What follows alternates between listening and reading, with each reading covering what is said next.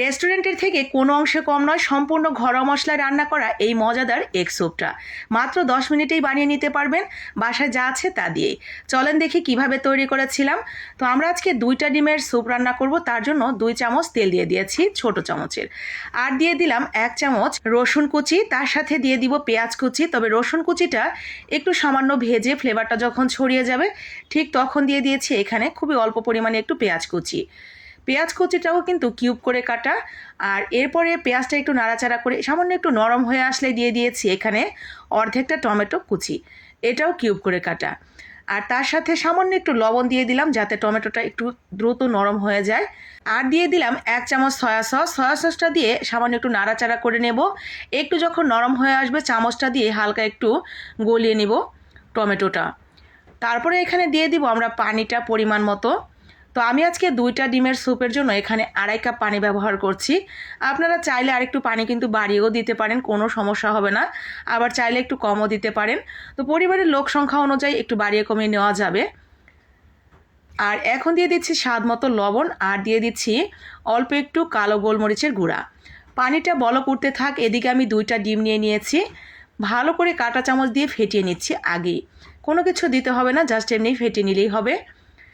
এখন পানিটা ওদিকে বলক উঠে গেছে। এখন সেই বলক ওঠা পানির মধ্যে ঠিক এইভাবে চামচটা দিয়ে আমি একটা ঘূর্ণার মতো সৃষ্টি করব। তো এটা যখন পাক দিতে থাকবে পানিটা, সেই পাকের মধ্যে আমি ডিমের মিশ্রণটা অল্প অল্প করে দিয়ে দিব। এইভাবে পানির মধ্যে পাক দিয়ে তারপর ডিমের মিশ্রণটা দিয়ে দিলে ঠিক এরকম বড় বড় হবে আপনার রশি রশি আঁশের মতো, যেটা দেখতে এবং খেতে বেশি ভালো লাগবে। সরাসরি এইভাবে যদি ঢেলে চামচ দিয়ে নাড়া দেন তাহলে কিন্তু এরকম আঁশ হবে না, ভেঙে ছোট ছোট গুঁড়ি হয়ে যাবে। তো ডিমটা ওদিকে একটু রান্না হতে থাক। এখানে আমি নিয়ে নিয়েছি 2 চামচ কর্নফ্লাওয়ার, আর সাথে সামান্য একটু পানি দিয়ে কর্নফ্লাওয়ারটা রেডি করে নিয়েছি। এখন সেই ডিমের যে স্যুপটা আমি তৈরি করে রাখলাম সেটার মধ্যে দিয়ে দিব কর্নফ্লাওয়ারটা। আগে ডিমটা দিয়ে নেবেন, তারপরে কর্নফ্লাওয়ারটা দিবেন, যাতে বোঝা যায় কতটুকু ঘনত্ব হবে। তো কর্নফ্লাওয়ারের পরিমাণ যদি কেউ আরেকটু বাড়িয়ে দিতে চান, ঘন বেশি খেতে চান, সেক্ষেত্রে আরেকটু গুলি অ্যাড করে দিবেন।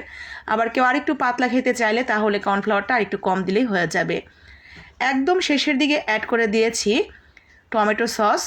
আর এখন আমরা এখানে অ্যাড করে দিব সামান্য একটু চিনি। অল্প একটু চিনি অ্যাড করে দিলে টেস্ট কিন্তু একদম হুবহু রেস্টুরেন্টের মতোই পাবেন। মানে এক কথায় এখানে আমরা যা যা দিয়েছি সব কিছু আপনি এভাবে রান্না করে দেখেন, আমার উপর বিশ্বাস রাখতে পারেন। আশা করি এই স্যুপের টেস্ট আপনাকে ফাঁকি দিবে না। নামানোর ঠিক আগ মুহূর্তে দিয়ে দিবেন কিছুটা কাঁচামরিচ কুচি, থাকলে ধনিয়া পাতা দিবেন, আর একটু লেবুর রস। লেবুর রসটা দিলে ডিমের গন্ধ পাবেন না, কিন্তু খেতে ভীষণ ভালো লাগবে। মাশাল্লাহ, আমার কিন্তু স্যুপটা রেডি হয়ে গেছে, দেখতেই পাচ্ছেন কতটা সুন্দর কালার হয়েছে। আর আমি ঠিক যেরকম ঘনত্ব চাইছিলাম আলহামদুলিল্লাহ ঠিক সেরকমই হয়েছে। আর টেস্ট সেটা আপনাকে বললে আপনি বিশ্বাস করতেও পারেন, নাও করতে পারেন, তবে পুরোটা বুঝতে গেলে কিন্তু আপনাকে অবশ্যই বাসায় তৈরি করতে হবে। এখন যেহেতু একটু মেঘলা মেঘলা দিন, আর এই মেঘলা দিনে ঠান্ডা ঠান্ডা আবহাওয়ায় স্যুপটা খেতে কিন্তু দারুণ লাগছিল। চাইলে সকালে কিংবা বিকেলবেলা কিংবা রাতে বানিয়ে নিতে পারেন পরিবারের জন্য কিংবা নিজের জন্য। ভালো লাগলে লাইক কমেন্ট শেয়ার করে দিবেন।